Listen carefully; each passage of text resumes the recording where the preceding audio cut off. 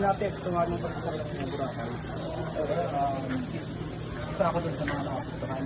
Grabe yung lolo dito sa, hindi lang sa Boracay, I think buong Pilipinas. Naranasan yung ganitong places sa buhay. So, paano sa yung pamumuhay mo nung sarado mo yung pinagtrabahuan dito? So, gagawa talaga tayo ng paraan kung paano tayo mabuhay. Kanya-kanyang diskarte eh. Lalo na pag wala kang savings, wala talaga. So, aasa ka lang talaga sa gobyerno kung meron mong maibibigay sila. Speaking of, may bibigay ng gobyerno, kanina mention ni Secretary Roque na susunod papunta dito yung mga taga-labor department para magbigay ng tupad at para dun sa inyo na mga naapektuhan ng pandemya.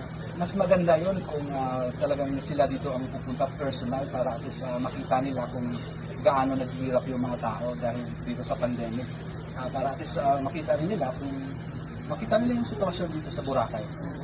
Ikaw po ba sir nakatanggap na ng assistance before from the government? Yes, from SSS yata. Nakatanggap. Pero